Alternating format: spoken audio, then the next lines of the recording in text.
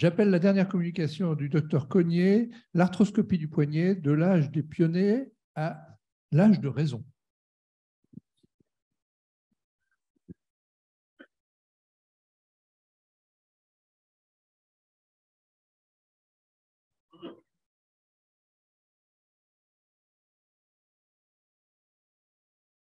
Bien, je voudrais remercier l'Académie de chirurgie pour nous avoir permis d'organiser cette session. Je voudrais remercier le professeur Merle, le professeur Schoenberg et puis tous mes collègues qui ont accepté de venir. Je voudrais saluer le professeur Yves Catonnet, dont j'étais l'élève il y a 27 ans déjà, voilà, qui je remercie pour ce qu'il a pu m'apporter, pour la bienveillance qu'il avait habituellement avec ses internes et ses chefs de clinique. Je crois que tous ceux qui sont passés dans notre service en ont gardé un excellent souvenir. Alors, je vais vous parler de l'arthroscopie de poignet, donc un petit peu d'histoire. Les premiers cas présentés, donc premier cas en 1979 par Chen, puis d'autres auteurs ont publié au fur et à mesure. C'est Thierry Hubel qui a posé les bases de l'arthroscopie de poignet. D'autres auteurs ensuite sont intervenus, notamment Palmer avec sa classification des lésions du TFCC qui est restée pendant de nombreuses années une référence. Les premiers auteurs français étaient Rémi Bleton et Gilles Dautel, puis sont intervenus au début des années 2000, Christophe Matoulin, Didier Fontes et moi-même, notamment sur les fractures du radius distal. Début donc 2005, la création du groupe européen d'arthroscopie de poignet sous l'égide de Christophe Matoulin, avec de nombreux arthroscopistes intéressés par la chirurgie du poignet. Ce groupe européen s'est transformé rapidement en un European Wrist Arthroscopy Society, et puis dans les suites par quelque chose qui concerne le monde entier assez rapidement. En corollaire, des cours ont été organisés à l'IRCAD grâce au professeur Maresco et également à Christophe Matoulin. Ces cours ont lieu depuis 2005, 3 à 4 fois par an, et sont maintenant organisés sous la forme de cours de base, cours avancés et cours master. Et je voudrais avoir une attention particulière pour Michel Levadou, qui est professeur agrégé du Val-de-Grâce et qui participe à cet exercice depuis de nombreuses années, avec qui j'ai commis un ouvrage pour l'enseignement des internes et des chefs de clinique sur l'arthroscopie de poignet il y a déjà quelques années. Alors, comment ça fonctionne? Eh bien, pour pouvoir mettre un optique dans un poignet, ce sont de petites articulations. Il faut donc exercer une distraction. Cette distraction nécessite une tour de traction. Vous avez sur la gauche une tour de traction stérile, qui peut être utilisée au bloc opératoire, mais qui doit être stérilisée. On peut utiliser une tour de traction utilisée habituellement pour l'épaule, qui est non stérile, qui peut donc être utilisée régulièrement. Et puis, la traction horizontale a maintenant été abandonnée. Il était encore utilisé il y a une vingtaine d'années. La colonne d'arthroscopie n'a rien de particulier. On recommande bien sûr d'avoir un système informatique pour pouvoir enregistrer des vidéos, ce qui est toujours utile et formateur. La caméra, maintenant, on a des caméras 4K qui nous donnent d'excellentes images, et on a des optiques de petite taille qui mesurent de 1,9 à 2,4 mm de diamètre. Ces optiques sont fragiles, doivent être protégées, aussi bien au cours des manipulations que lors de la stérilisation. Vous voyez que là, on a une petite cage mécanique pour éviter que cette optique soit cassée régulièrement. Les instruments utilisés en corollaire sont de très petite taille. Vous avez mon index gauche avec un crochet palpeur à côté, avec l'extrémité mesurée à 1 mm, et les couteaux et les fraises motorisées que nous allons utiliser mesurent là encore entre 2,4 et 3,5 mm de diamètre. Donc, tout est miniaturisé par rapport à l'arthroscopie de genou ou d'épaule, par exemple, que nous avions apprise à nos débuts. Cette technique nécessite des voies d'abord qui sont essentiellement postérieures, réparties sur l'articulation radiocarpienne et médiocarpienne, également sur la radio-ulnaire distale. On a aussi quelques voies d'abord antérieures, mais qui sont un peu plus difficiles à mettre en place et qui nécessitent un abord chirurgical en raison des structures vasculo-nerveuses qui passent à la face antérieure du poignet. Les indications de l'arthroscopie de poignet actuellement sont multiples. Je ne pourrais pas toutes vous les détailler puisque ce serait une conférence d'enseignement et je n'ai que quelques minutes. Je voudrais essentiellement vous parler de ce qui me tient à cœur et de ce qui nous a fait beaucoup progresser au cours des dernières années, à savoir les fractures articulaires du radius distal, les fractures du scaphoïde et plus récemment les pseudarthroses du scaphoïde carpien. Et j'insisterai sur cette dernière partie car nous sommes actuellement leaders sur le plan mondial pour la prise en charge de cette pathologie. Alors, les fractures articulaires du poignet, Alexandre Durand vous en a déjà parlé tout à l'heure. Il y a de nombreuses publications qui sont sorties au cours des dernières années. En fait, l'arthroscopie dans les fractures articulaires, ça sert à la fois à obtenir une meilleure réduction, c'est-à-dire une réduction anatomique du foyer de fracture, mais également ça sert à visualiser les lésions associées ligamentaires et à les traiter dans le même temps opératoire. Voilà comment ça se passe. On a ici une fracture articulaire déplacée du radius distal avec une petite fracture de l'ulna distale. On met en place une plaque d'ostosynthèse par voie antérieure. Il s'agit d'une plaque verrouillée avec une qualité de réduction qui nous paraît anatomique. Donc à ce stade, on pourrait se contenter de finir l'ostosynthèse, de fermer la peau et de commencer la rééducation. En réalité, en faisant le contrôle arthroscopique, on est dans la radiocarpienne, on s'aperçoit qu'il y a un volumineux pavé cartilagineux qui est impacté en plein milieu de la surface articulaire et qui n'était absolument pas visible.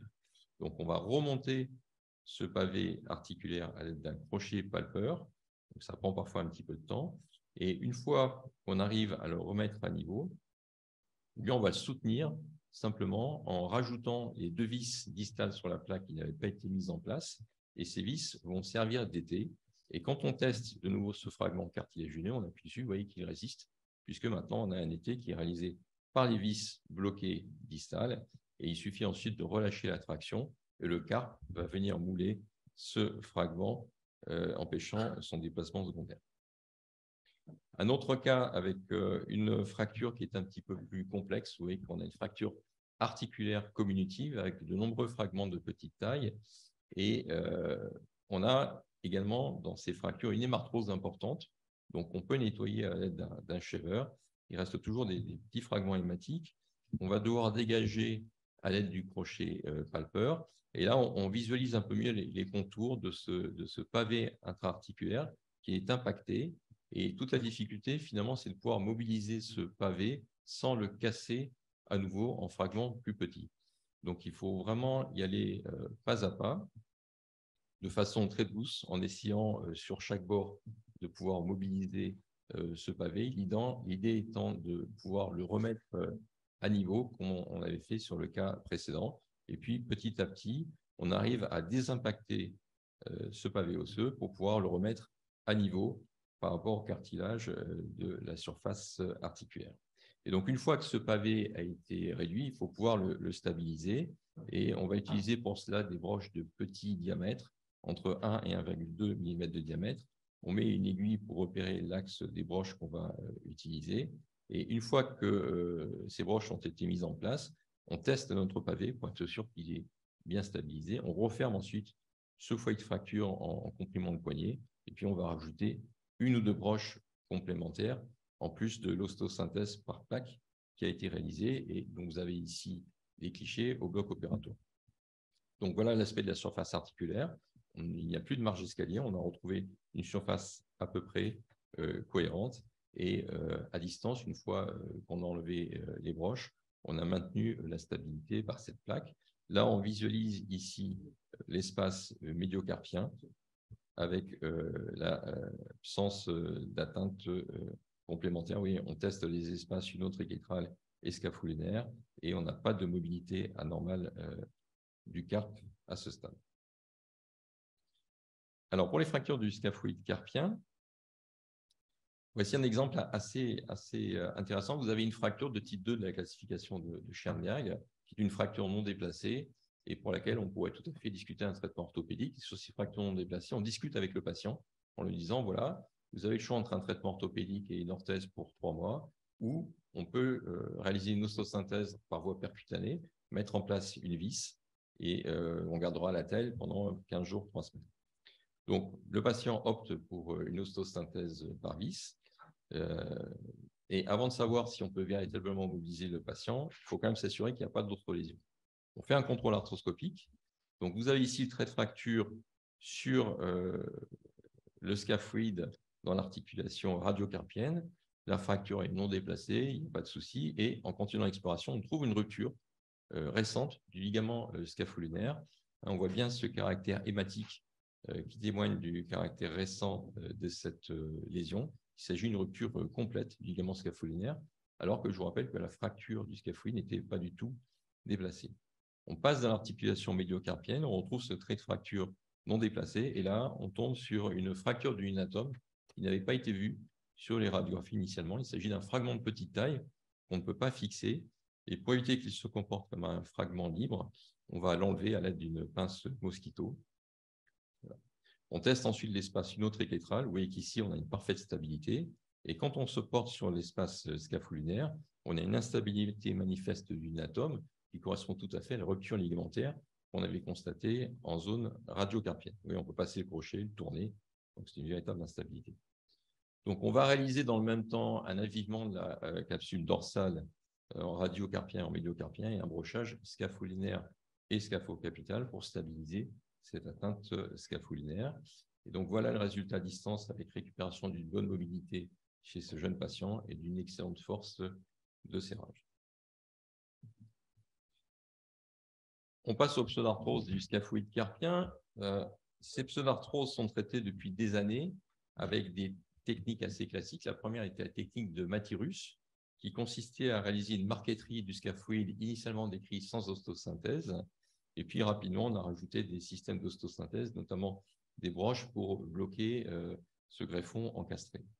D'autres greffons ont été décrits comme celui de Fiske-Fernandez, qui est un greffon intercalaire et qui permet de redonner de la hauteur du scaphoïde sur des atteintes un petit peu anciennes avec un calvitie antérieur. Plus récemment, des greffons osseux vascularisés ont été décrits, prélevés soit sur la cellule radiale, comme le greffon de Zeidenberg, soit sur le radius distal, comme le greffon de Kuhlmann. L'intérêt de ces greffons est d'amener un apport sanguin sur l'os en raison du pédicule vasculaire. Depuis quelques années, nos confrères américains ont décrit des greffons vascularisés libres qui nécessitent d'aller prélever le greffon sur la face intérieure du fémur. Vous voyez que la morbidité peut être un peu plus augmentée. Et puis, le résultat reste incertain parce qu'il dépend essentiellement des capacités microchirurgicales des équipes qui le pratiquent. Donc, c'est un greffon qui est pratiqué, qui existe en France, dans certaines équipes qui a un très bon niveau microchirurgical. Et vous comprenez bien que cette technique a eu un peu de mal à être diffusée.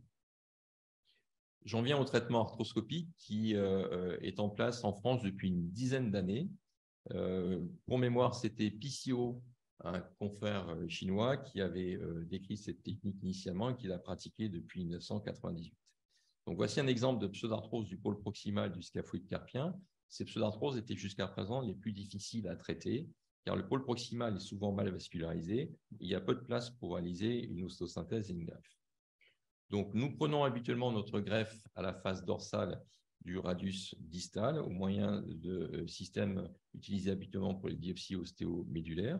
On obtient ainsi des petites carottes d'os qui vont servir de greffons, ces carottes ayant comme particularité d'être de l'os compacté. Et donc, voilà ce qui se passe pendant l'arthroscopie. On est ici dans l'articulation médiocarpienne. On voit bien le trait de pseudarthrose. On vérifie dans un premier temps qu'il s'agit d'une pseudarthrose mobile et qu'on n'est pas sur une fracture en train de consolider. On va ensuite aviver le foyer de pseudarthrose en utilisant différents instruments, comme une curette, une fraise motorisée, un shaver. L'idée étant d'enlever toute la zone de fibrose et tout l'os nécrotique jusqu'à obtenir des murs d'os de bonne qualité, aussi bien en distal qu'en proximal. Une fois que cet aspect est obtenu, vous voyez qu'on a un espèce d'encorbellement dans lequel on va pouvoir introduire le greffon osseux qui avait été prélevé au préalable sur la face dorsale du radius. Ce greffon est tassé au fur et à mesure jusqu'à remplir complètement la zone de pseudarthrose. Et donc, dans les suites, on va réaliser une ostosynthèse soit par broche, soit par vis en fonction du niveau de pseudarthrose. Et vous pouvez voir sur le cliché en bas à droite la consolidation de cette pseudarthrose confirmée au scanner à 3 mois de l'intervention. Alors, quand on regarde les différentes techniques qui sont à notre disposition, vous voyez que le taux de consolidation, le taux de réussite n'est pas le même. C'est-à-dire que les greffons non vascularisés donnent en moyenne 84% de consolidation. Les greffons vascularisés, un peu plus, 91%. Les greffons libres, paradoxalement, donnent un peu moins de taux de consolidation pour la raison que je vous ai expliqué, qu'il y a la difficulté technique et les variations entre les différentes équipes qui les pratiquent. Et vous voyez que la greffe arthroscopique, toute publication confondue, donne actuellement le taux de consolidation le plus élevé. Au cours des 4 dernières années, nous avons réalisé une étude prospective sur les pseudarthroses du scaphoïde carpien à la demande de la Société française d'arthroscopie. Il s'agissait d'une étude prospective multicentrique et c'est actuellement la seule étude au monde de ce type. Donc, cette étude a été réalisée dans 10 centres en France. Nous avons dû obtenir toutes les autorisations nécessaires se rapportant aux dernières lois qui ont été réalisées. Des excellentes lois. Oui, ça nous a pris un peu de temps quand même, mais enfin, on a pu le faire. Et donc, nous avions prévu initialement de pouvoir inclure 200 patients sur une période de 5 ans. Alors, l'inclusion est toujours en cours. Nous avons été un peu gênés par le Covid, qui nous a un peu interrompu en plein vol, mais l'étude a quand même pu se faire. Donc, nous avons pu, pour le moment, inclure sur les premiers résultats 77 patients. En fait, on en a beaucoup plus, mais on n'a pas encore les résultats définitifs. Vous voyez qu'il s'agit essentiellement d'hommes plutôt jeunes. On avait plutôt des patients droitiers avec une partie en main dominante, avec un délai de prise en charge en moyenne de un peu plus de 34 mois et beaucoup, vous voyez, de type 1 ou 2 de la classification de Scheinberg, qui sont des pseudarthroses un peu plus compliquées à faire consolider. Alors, cette étude a montré 2 choses fondamentales. D'abord, le taux de consolidation correspond tout à fait à ce qu'on trouvait dans la littérature, alors qu'on était sur une étude multicentrique. C'est-à-dire que tous les centres ont obtenu, pour le coup, le même niveau de consolidation. Donc, c'est particulièrement intéressant, puisque ça veut dire que c'est une technique reproductible. Et ça, c'est essentiel. Et la deuxième chose, c'est que tous les facteurs défavorables qu'on retrouve habituellement pour la consolidation des scaphoïdes n'ont pas été retrouvés en technique arthroscopique. C'est-à-dire que jusqu'à présent, on nous avait toujours expliqué qu'il ne fallait pas opérer les patients qui étaient fumeurs. Quand la pseudarthrose dépassait 5 ans, ça ne fonctionnait pas. Que quand c'était des niveaux très proximaux, ça ne marchait pas très bien. Et quand on avait un aspect nécrotique à l'IRM, ça ne marchait pas non plus. En réalité, nous n'avons retrouvé aucun de ces éléments en technique arthroscopique. Et François Loisel, qui est dû nous quitter parce que son train partait un peu plus tôt, nous a montré par une étude anatomique que les voies d'abord arthroscopiques ne rentraient pas en conflit avec la vascularisation du scaphoïde. Nous avons donc pu démontrer que la technique arthroscopique était beaucoup moins invasive sur le plan chirurgical et que c'était donc là la raison du succès. Donc, ce qu'on peut dire aujourd'hui, c'est que l'arthroscopie, c'est un élément essentiel dans l'arsenal thérapeutique du chirurgien de la main. De nombreuses interventions maintenant peuvent être réalisées grâce à ces techniques et c'est même devenu maintenant la technique de référence pour la prise en charge des pseudarthroses du scaphoïde carpien. Je vous remercie. Très belle communication du docteur Cognier d'une technique reproductive. Ça, c'est très important. Y a-t-il, et en plus, les vidéos étaient parfaites. Merci. Y a-t-il des questions? Professeur Scheinberg, on va lui couper le micro. Hein. Bien sûr. Féliciter mon ami Jean-Michel Cognier et le féliciter pour ce travail qu'il a entrepris et qu'il va mener à son terme. Et je voudrais souligner justement une notion que tu m'avais soulignée en disant que, contrairement à ce que nous pensions, c'est que les fractures polaires, les 1 et 2, étaient mal vascularisées. Il y avait un risque de nécrose important.